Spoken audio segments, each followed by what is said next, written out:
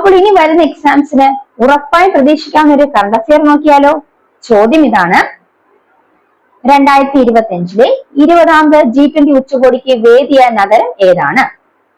ഉത്തരം ഏതാണ്? ദക്ഷിണാഫ്രിക്കയിലെ ജോഹന്നസ്ബർഗ്. ദക്ഷിണാഫ്രിക്കയിലെ ജോഹന്നസ്ബർഗ് എക്സ്പോ സെന്ററിൽ വെച്ചാണ് G20 ഉച്ചകോടി നടന്നത്. ഇനി ഈ ഉച്ചകോടിക്ക് ഒരു പ്രത്യേകതയുണ്ട്. ആഫ്രിക്കൻ ഉപഭൂഖണ്ഡത്തിലെ ആദ്യത്തെ G20 ഉച്ചകോടിയായിരുന്നു അത്. ഇനി G20 ഉച്ചകോടിയെ കുറിച്ച് മനസ്സിലാക്കുമ്പോൾ എന്താണ് G20 എന്ന് ആദ്യം മനസ്സിലാക്കുക. ലോകത്തിലെ വ്യാവസായികമായി വികസിച്ചതും വളർന്നു വരുന്നതുമായ രാജ്യങ്ങളുടെ കൂട്ടായ്മയാണ് G20 എന്നറിയപ്പെടുന്നത്.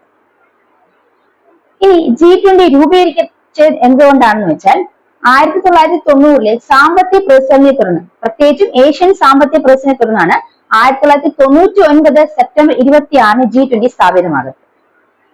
ഇനി 2025 20ാമത് G20 ഉച്ചകോടിയുടെ പ്രമേയം എന്താണെന്ന് ചോദിച്ചാൽ ഐക്യദാർഢ്യം, സമത്വം, സുസ്ഥിരത എന്നിവയാണ്. എന്താണ്? സോളിഡാരിറ്റി അഥവാ ഐക്യദാർഢ്യം, ഇക്വാളിറ്റി അഥവാ സമത്വം, സസ്റ്റൈനബിലിറ്റി അഥവാ സുസ്ഥിരത. ഇനി 2008 ഈ G20 ഉച്ചകോടികളിലെ രാഷ്ട്രത്തലവന്മാരുടെ ആദ്യ ഉച്ചകോടി നടന്നത്. ഇനി 2023 G20 ഉച്ചകോടി എവിടെ വെച്ചായിരുന്നു വെച്ചാൽ ന്യൂഡൽഹിയിലായിരുന്നു.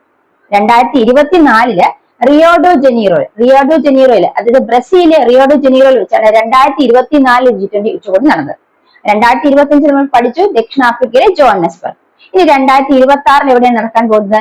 US-ലെ മിയാമിയിലാണ് നടക്കാൻ പോകുന്നത്. അപ്പൊ G20 ഉച്ചകോടിയുമായി ബന്ധപ്പെട്ട പ്രധാനപ്പെട്ട വസ്തുത മനസ്സിലാക്കിയല്ലേ?